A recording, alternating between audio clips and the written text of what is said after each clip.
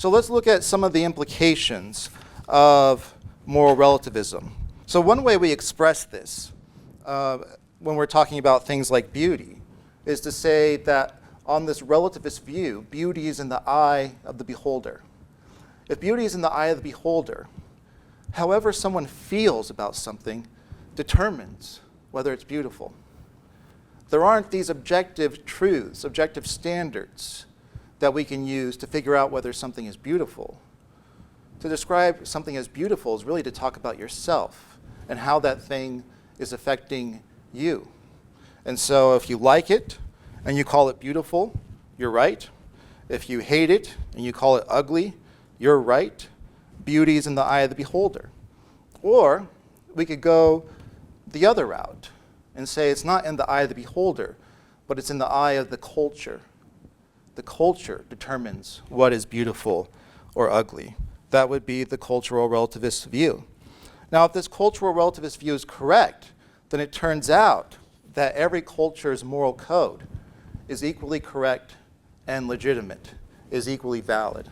It's not that some cultures have it right or are better at getting at the moral truth, and other cultures are worse at it. It's not that some cultures are right in what they do and other cultures are wrong. They're just different. Because there is no overarching universal moral truth that would apply to all cultures, regardless of whether they choose to recognize it or accept it. So if there's a culture that practices infanticide, which is the killing of infants, and cultural relativism is true, we can't say that other culture is wrong to kill infants. We just have to say they're different. They feel differently about infanticide. It's not that we're right and they're wrong. They're just different from the way we are. And it is literally right for them to commit infanticide. Or if cultural relativism is true, one way to think of it is to model it on which side of the road we should drive on. So in the United States, we drive on the right side of the road. In England, they drive on the left side of the road. It's not as though one country has it right and the other has it wrong. There isn't some side of the road that objectively everyone ought to drive on. It's the country that determines which is the correct side of the road to drive on. And once the United States determined it was the right side, then it became our moral obligation to drive on the right side. In England, when they determined it would be the left side, then it became their moral obligation to drive on the left side. It's not that one nation is better than another, they're just different. So that's how we get some of these slogans that we find in the world today when we talk with people about morality. Like, who's to say what is right or wrong? Or your moral truth isn't the same as my moral truth. Or what's right for you may not be right for me. Or no culture is better than any other culture. They are just different. Those are all different ways of expressing moral relativism, either of the subjectivist variety or of the cultural relativist variety. Before we address the problems with cultural relativism, let's try to figure out what the cultural relativist is not saying.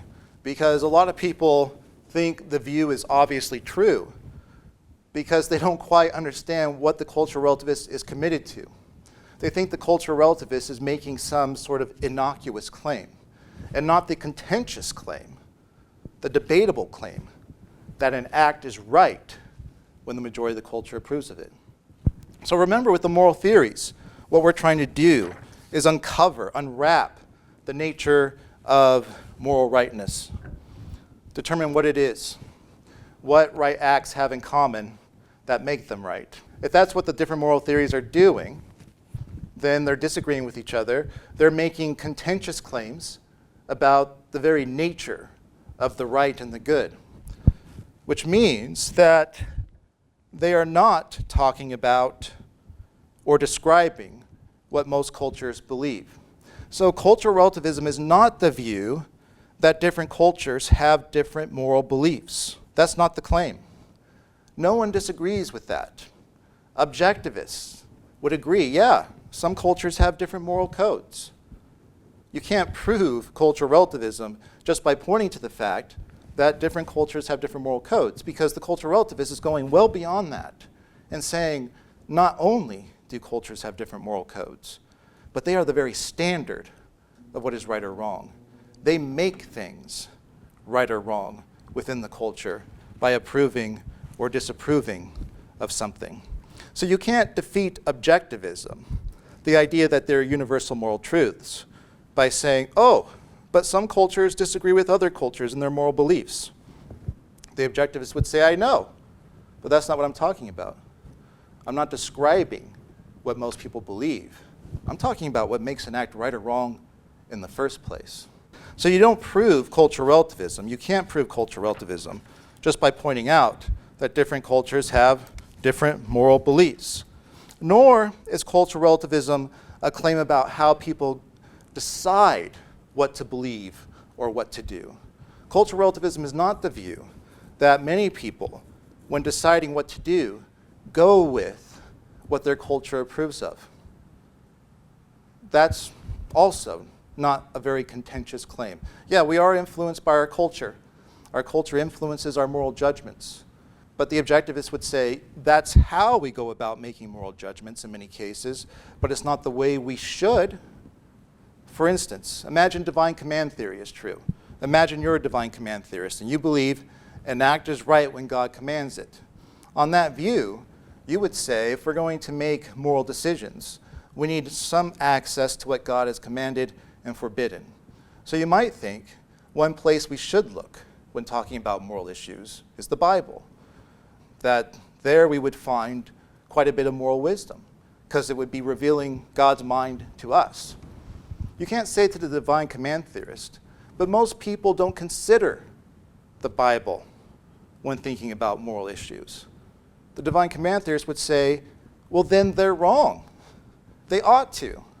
Because the divine command theorist is right, and an act is right because God commands it. If God is the very standard of what's right or wrong, then that's how we should go about making moral judgments. We should be looking to God. So you can't disprove divine command theory by saying, oh, but most people don't use the Bible. Divine command theorists could just say, well, they should, because an act is right, because God commands it. So this question of how we reason about moral issues is secondary to the question of what makes something right or wrong in the first place. And how we reason should match up with what we think makes an act right or wrong. Also, the cultural relativist is not simply pointing to the fact that there may not be any moral truths that everyone accepts. The cultural relativist is not just saying, hey, there are no universal moral truths that everyone at all times has agreed to. Well, maybe that's true. But the objectivist isn't saying that there are moral truths that everyone at all times have agreed to. The objectivist is saying there are universal moral truths that apply to all people at all times, regardless of whether they choose to acknowledge them or accept them. So you can't disprove objectivism. If someone says, torturing babies for the fun of it is objectively wrong, that's a moral absolute, you can't refute them by saying, oh, well, maybe someone in the past thought torturing babies was justified. That wouldn't prove that it's relative. That wouldn't prove that it's relative to the culture. All that would show is that someone thought it was right. The objectivist is saying, yeah, someone may have thought it right, but just because someone thought it was right doesn't make them right. Torturing babies for the fun of it would still be objectively wrong. So the cultural relativists and moral relativists are making a much more contentious claim than pointing to the fact that there's disagreement in the world. No one denies that. That there's disagreement about moral issues. No one denies that. The cultural relativist is saying, not only is there disagreement, but what makes something right or wrong has everything to do with what the culture approves or disapproves of. Has nothing to do with the consequences, has nothing to do with whether God commands it or forbids it. It has nothing to do with whether there are natural laws It has everything to do with what the majority of the culture approves or disapproves of.